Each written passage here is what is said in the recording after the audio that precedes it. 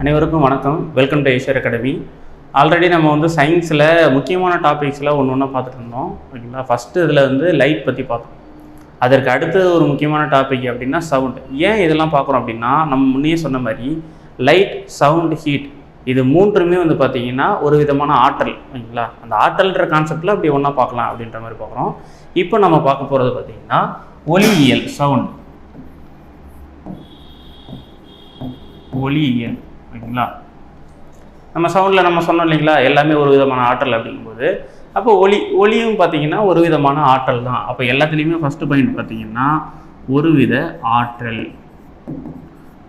Okay, இது எப்படி வந்து ஒரு ஒலி வந்து உருவாகுது அப்படிங்கும்போது பார்த்திங்கன்னா, நம்ம வந்து திண்மமாக இருக்கட்டும், திரவம், வாயு எல்லாமே வந்து பார்த்திங்கன்னா இது எல்லாத்துலேயுமே ஒரு சில அட்டாமிக் பார்ட்டிகல்ஸ் இருக்கும், துகள்கள் இருக்கும். ஓகேங்களா? அப்போ ஒவ்வொரு துகள்களும் அதிர் வரும் பொழுது அது பக்கத்தில் இருக்க அந்த ஆற்றல் வந்து பார்த்திங்கன்னா பக்கத்தில் இருக்க துகளுக்கு வந்து கடத்தப்படுது. ஓகேங்களா? இங்கே நான் இப்போ பேசுகிறேன் அப்படிங்கும்போது பார்த்திங்கன்னா என்னோட குரல் வலையில இருந்து பார்த்திங்கன்னா துகள்கள் வந்து அதிர் வருது. அது வந்து பக்கத்தில் இருக்க காற்றலில் இருக்க இன்னொரு துகள் வந்து பார்த்திங்கன்னா அதிர் வர செய்யுது. அப்படியே வந்து பார்த்திங்கன்னா அந்த அதிர்வுகள் ஒரு துகள்களாக கடத்தப்படுது. ஓகேங்களா? அப்படி அதிர்வுறும் துகள்கள் மூலமாக தான் அது வந்து கடத்தப்படுது. ஓகேங்களா? அப்போ ஒலி எவ்வாறு உருவாகுது அப்படிங்கும்போது பார்த்திங்கன்னா அதிர்வுறும் துகள்கள்,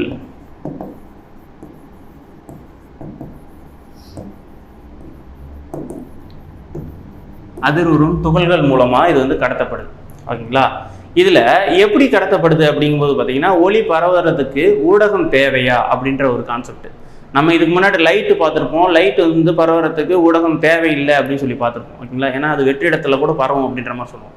ஆனால் இங்கே சவுண்டை பொறுத்த வரைக்கும் பார்த்தீங்கன்னா ஒலி பரவ ஊடகம் தேவை. ஓகேங்களா? அப்போது பரவுதல் எப்படி இருக்கும்? ஊடகம் கண்டிப்பாக தேவை. எப்படி சொல்கிறோம் அப்படின்னா, இப்போ நம்ம ஒரு இடத்துல இருக்கோம், நம்ம ஒரு இடத்துல இருந்து இப்போ ஒரு ரூமில் வந்து இருக்கோம், நம்ம ரூமில் பேசிகிட்டு இருக்கோம் அப்படிங்கும்போது பக்கத்து ரூமில் இருக்கவங்களுக்கு அது கேட்குமானா கேட்காது. ஏன்னா அங்கே வந்து காற்றும் எதுவுமே வந்து பார்த்திங்கன்னா அங்கே துகள்கள் வந்து கண்டினியூஸாக இருக்காது, இடையில பிரேக்கேஜ் இருக்கும். ஓகேங்களா? நம்ம சவுண்ட் ப்ரூஃப்லாம் ஒரு சில இடத்துலலாம் இருக்கும் இல்லைங்களா? ஸோ அப்போது ஒலி பரவுறதுக்கு கண்டிப்பாக ஊடகம் தேவை அப்படின்ற மாதிரி சொல்கிறோம். அப்போது என்னென்ன வகையான ஊடகங்கள் தேவை அப்படிங்கும்போது பார்த்திங்கன்னா திண்மம், திரவம், வாயு. ஓகேங்களா? இப்படி 3 விதமான ஊடகங்கள் தேவை. ஓகேங்களா? இதில் எந்த ஊடகத்தில் வந்து பார்த்திங்கன்னா இது அதிகமாக பரவக்கூடும் அப்படிங்கும்போது வந்து பார்த்திங்கன்னா நான் எழுதின அதே இதுலேயே பார்க்கணும். ஃபஸ்ட்டு திண்மம் அதிகமாக பரவுன்றதை விட மிக அதிகமாக பரவும் அப்படின்னு எடுத்துக்கலாம். அதற்கு அடுத்தது பார்த்திங்கன்னா திரவம். இங்கே வந்து பார்த்திங்கன்னா அதிகமாக பரவும். அதற்கு அடுத்தது வாயுவில் வந்து பார்த்திங்கன்னா குறைவாக தான் பரவும். ஓகேங்களா? இதுலேயுமே நம்ம புக் வைஸில் பார்த்தோம் அப்படின்னா அலுமினியம், அதாவது திண்மத்திலே வந்து பார்த்திங்கன்னா என்னென்ன மெட்டலில் வந்து அதிகமாக பரவும் அப்படின்றது இருக்கிறதுலே மிக மிக மிக குறைவாக பரவுறது பார்த்திங்கன்னா ஏர், காற்று இருக்கு இல்லைங்களா? அதில் தான் வந்து பார்த்திங்கன்னா மிக மிக குறைவாக பரவும். ஆனால் அந்த காற்றுலேயே மிக குறைவாக பரவும் போது அதோடைய திசை வேகம் அப்படின்ற மாதிரி சொல்லுவோம். ஓகேங்களா? ஒளியின் திசை வேகம் அப்படிங்கும்போது பார்த்தீங்கன்னா இப்போதைக்கு நம்ம அந்த வேல்யூ மட்டும் எழுதிப்போம். பின்னாடி அந்த திசைவேகத்துக்கான ஃபார்முலாவை வந்து நம்ம பார்ப்போம். ஓகேங்களா? ஒலியின் திசைவேகம் அப்படிங்கும்போது பார்த்தீங்கன்னா 340 மீட்டர்/செகண்ட். ஓகேங்களா? இது ஆவரேஜாக எங்கே அப்படின்னா அட் 0 டிகிரி செல்சியஸில். ஓகேங்களா? அதுவே 20 டிகிரி செல்சியஸில் பார்த்தீங்கன்னா 334 மீட்டர்/செகண்ட். ஓகேங்களா? இது வந்து தோராயமான வேல்யூ. ஓகேங்களா? எக்ஸாக்டாக 330ங்களாம், 331. அந்த 330லேருந்து 334, 335 வரைக்கும் தான் இது வந்து பார்த்திங்கன்னா வேரியேஷன் ஆகும். ஓகேங்களா? உங்களுக்கு வந்து எக்ஸாம் பாயிண்ட் ஆஃப் வியூவில் கொடுக்கும்போது இதில் இருக்கிற ஏதோ ஒரு ஆப்ஷன்ஸ் தான் கொடுப்பாங்க. ஓகேங்களா? அப்போ ஒலி பரவுறதுக்கு ஊடகம் தேவை. ஊடகத்தில் வந்து பார்த்திங்கன்னா எங்கே அதிகமாக பரவும் அப்படின்னா திண்மத்தில் மிக அதிகமாக பரவும். நீர்மத்தில் வந்து பார்த்திங்கன்னா அதை விட குறைவாக, ஆனாலும் அதிகமாக தான் பரவும். ஓகேங்களா? வாயுவில் வந்து பார்த்திங்கன்னா குறைவாக பரவும். ஓகேங்களா? அப்படி வாயுவில் குறைவாக பரவும் போது 0 டிகிரி செல்சியஸில் 340 மீட்டர்/செகண்டு. அதுக்கடுத்து 20 டிகிரி செல்சியஸில் பார்த்தீங்கன்னா 334 மீட்டர்/செகண்ட். இந்த வேல்யூ வந்து பார்த்திங்கன்னா மனப்பாடம் பண்ணி வச்சுக்கோங்க. இதை வந்து பின்னாடி நம்ம வந்து எதிரொலிப்பு அப்படின்ற கான்செப்டில் வந்து பார்ப்போம். ஓகேங்களா? அடுத்தது ஒலி எப்படி பரவுது அப்படிங்கும்போது வந்து பார்த்திங்கன்னா அலைகளாக தான் பரவும். ஓகேங்களா? அப்போது ஒலி அலைகள்னு இல்லாமல் அலைகள் இயந்திர வகையில் எத்தனை வகையான அலைகள் இருக்குது அப்படிங்கும்போது பார்த்திங்கன்னா இயந்திர அலைகள் எத்தனை வகை அப்படின்னு பார்த்தீங்கன்னா 2 வகை. ஒன்று வந்து பார்த்தீங்கன்னா குறுக்கலை, இன்னொன்று வந்து பார்த்தீங்கன்னா நெட்டலை. ஓகேங்களா? குறுக்கலை, நெட்டலை இது ரெண்டுக்குமே நம்ம என்ன டிஃப்ரென்ஸ் பார்க்க போனால், குறுக்கலை அப்படிங்கும்போது வந்து பார்த்தீங்கன்னா இப்போ ஒரு அலை இப்படி பரவுது அப்படிங்கும்போது பார்த்தீங்கன்னா அதோடைய இந்த அதிர்வெண் வருது இல்லைங்களா, அந்த அலை போகிற அந்த திசைக்கு செங்குத்தாக இருந்துச்சு அப்படின்னா அது வந்து குறுக்கலை. ஓகேங்களா? அலை பரவும் திசைக்கு செங்குத்தாக அதிர் விட்டுருச்சுன்னா அது என்னது? குறுக்கலை. இது நெட்டலை பார்த்தீங்கன்னா அலை பரவுற திசைக்கு நேராகவே அது வந்து பார்த்தீங்கன்னா அதிர் வரும். ஓகேங்களா? இப்போ நம்ம பேசுகிறோம் அப்படிங்கும்போது பார்த்தீங்கன்னா நேராகவே அதிர் வரும். மேலே போயிட்டு கீழே போயிட்டு அப்படிலாம் ஆகுது. இங்கேயும் ஸ்ட்ரெயிட் லைனில் போவோம், கீழே ஸ்ட்ரெயிட் லைன் போவோம், அப்படி நெட்டலையாக தான் பரவும். ஓகேங்களா? அப்போ ஒலி என்ன வகையான அலை அப்படிங்கும்போது பார்த்தீங்கன்னா நமக்கு நெட்டலை அப்படின்ற கான்செப்ட் வந்து வந்துருச்சு. ஓகேங்களா? அதற்கடுத்து ஒலியினுடைய வகைகள். ஓகேங்களா? நம்ம என்ன இப்போ வந்து ஒலி எந்த விதமாக பரவுதுன்னு பார்க்குறோம், என்ன அலையாக பரவுதுன்னு பார்க்குறோம். இதில் அதோடைய ஃப்ரீக்குவன்சி அதிர்வெண்களை கொண்டு வந்து பார்த்தீங்கன்னா அது வந்து எத்தனை வகையாக பிரிக்கிறாங்க அப்படின்னா மொத்தம் 3 வகையாக பிரிக்கிறாங்க. ஒன்று ஒலியின் வகைகள். ஒலியின் வகைகள் ஃபர்ஸ்ட் வந்து பார்த்தீங்கன்னா குற்றொலி, அடுத்தது கேட்கக்கூடிய ஒலி,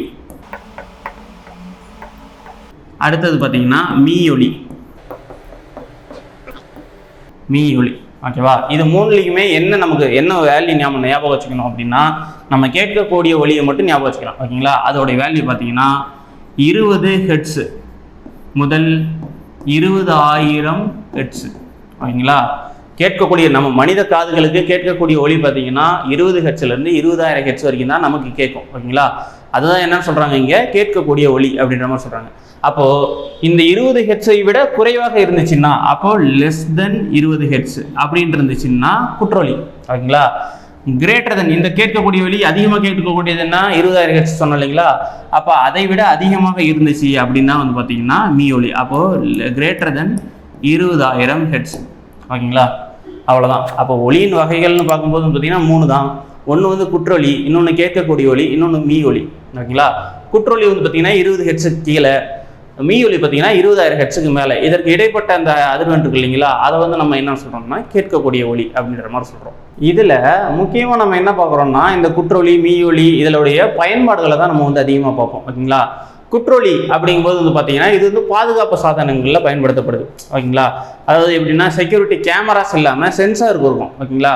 அதாவது அது ஒரு குறிப்பிட்ட ஒலியை வந்து பார்த்தீங்கன்னா கடத்திக்கிட்டே இருக்கும்.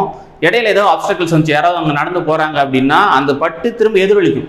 அப்படி எதிரொலிக்கும் போது வந்து பார்த்தீங்கன்னா கண்டுபிடிச்சிடும். அப்போது பார்த்தீங்கன்னா பாதுகாப்பு சாதனங்களில், பாதுகாப்பு அல்லது கண்காணிப்பு சாதனங்களில் வந்து பயன்படுத்தப்படும். அதற்கடுத்தது வந்து பார்த்தீங்கன்னா இதயத்தோட செயல்பாடுகளை பற்றி தெரிஞ்சுக்கிறதுக்கும் பார்த்தீங்கன்னா இந்த குற்றொலி பயன்படுது. ஓகேங்களா? அப்போ இதய செயல்பாடு. ஓகேங்களா? இது ரெண்டுக்கும் வந்து இது பயன்படுது. அதற்கு அடுத்ததாக பார்த்தீங்கன்னா மீயொலி. மீயொலியோடைய பயன்பாடுகள் தான் இருக்கிறதே ரொம்ப ரொம்ப அதிகம். அதில் முக்கியமான பாயிண்ட் பார்த்தீங்கன்னா சோனோகிராம் அப்படின்ற மாதிரி சொல்லுவாங்க. ஓகேங்களா? சோனோகிராம்னா ஒன்றும் இல்லை, இந்த கருவில் வந்து குழந்தையோட வளர்ச்சி எப்படி இருக்குது அப்படின்றதுக்காக வந்து பார்த்தீங்கன்னா நம்ம வயிற்றில் ஸ்கேனிங் மாதிரி பண்ணுவாங்க இல்லைங்களா, ஸோ அதுதான் சோனோகிராமு. அதற்கடுத்து இந்த கிட்னி ஸ்டோன்ஸ் இருக்குதா அப்படின்றதையும் வந்து பார்த்தீங்கன்னா அல்ட்ராசோனிக் சவுண்ட் அப்படின்ற மாதிரி சொல்லுவாங்க. மீயொலின்னா ஒன்றும் இல்லை, அல்ட்ராசோனிக் தான். ஓகேங்களா? அந்த சவுண்ட் வச்சு பார்ப்பாங்க. அப்போது சோனோகிராமில் பயன்படுது. அதற்கடுத்தது வந்து பார்த்தீங்கன்னா சோனார். ஓகேங்களா? சோனார் கருவிகளில் பயன்படுத்தப்படுது. சோனார் கருவிகள்லாம் ஒன்றும் இல்லை, நம்ம இப்போ நேராக வந்து பார்த்தீங்கன்னா ரோட்டில் போகிறோம், லைட் இருக்கும், முன்னாடி என்ன அப்டக்கிள்ஸ் இருக்குது, என்ன வந்து இருக்குது, தடை இருக்குது அப்படின்னு சொல்லிட்டு நம்ம பார்த்துட முடியும். இதுவே கடலில் வந்து கப்பலில் வந்து பார்த்தீங்கன்னா மிக ஆழத்தில் போகும்போது அங்கே ரொம்ப இருட்டாக இருக்கிறப்போ அவங்க எதிரில் வந்து என்ன உருவம் இருக்குது, என்ன இருக்குது, என்ன பாறை எதுவும் இருக்குதா அப்படின்னு சொல்லி அவங்களால கண்டுபிடிக்க முடியாது. அப்போ அந்த டைமில் என்ன பண்ணுறாங்கன்னா இந்த சோனார் ஒலியை வந்து பார்த்தீங்கன்னா இந்த கருவி வந்து பயன்படுத்துவாங்க. அவங்க வந்து பார்த்தீங்கன்னா ஒரு மீயொலியை வந்து பார்த்தீங்கன்னா இங்கேருந்து அனுப்புவாங்க. இடையில ஏதாவது தடை இருந்துச்சுன்னா அது பட்டு எதிரொலிச்சு திரும்ப இங்கே வரும். அப்போ அந்த இடத்துல ஏதோ ஒரு பொருள் இருக்குது அப்படின்னு சொல்லிட்டு அவங்க வந்து பார்த்தீங்கன்னா விலைக்கு வேறு பாதையில் போவாங்க. ஓகேங்களா? அதை கண்டுபிடிக்கிறதுக்காக இது வந்து பயன்படுத்தப்படுது. அதற்கடுத்தது வந்து பார்த்தீங்கன்னா அந்த டிஷ்வாஷர்லாம் இருக்கும் இல்லைங்களா, அந்த டிஷ்வாஷர்லாம் வந்து பார்த்தீங்கன்னா அதில் இருக்க அழுக்குகளை நீக்கிறதுக்காக இந்த வந்து அல்ட்ராசோனிக் சவுண்ட்ஸ் இதெல்லாம் வந்து பார்த்தீங்கன்னா பயன்படுத்தப்படுது. ஒலியின் வகைகள் எல்லாம் நம்ம இப்போ பார்த்துட்டோம். இதற்கு அடுத்தபடியாக வந்து பார்த்தீங்கன்னா ஒலியோடைய டிஃப்ரெண்ட் டைப் ஆஃப் நேச்சர்ஸ் இருக்குது. அதாவது வந்து பார்த்தீங்கன்னா அலைநீளம், அதுக்கடுத்து பார்த்தீங்கன்னா அதிர்வெண், அதுக்கடுத்து லவுட்னஸ், பிச் அதிகமாக இருக்கிறது, இதெல்லாம் வந்து பார்த்தீங்கன்னா அடுத்த வீடியோவில் பார்ப்போம். இதில் உங்களுக்கு ஏதாவது டவுட் இருந்துச்சுன்னா கமெண்ட் செக்ஷனில் கேளுங்க. இது போல் தொடர்ந்து வீடியோ பார்க்குறதுக்கு ஐஸ்வர்யா அகாடமி சேனலை சப்ஸ்கிரைப் பண்ணுங்கள். தேங்க்யூ.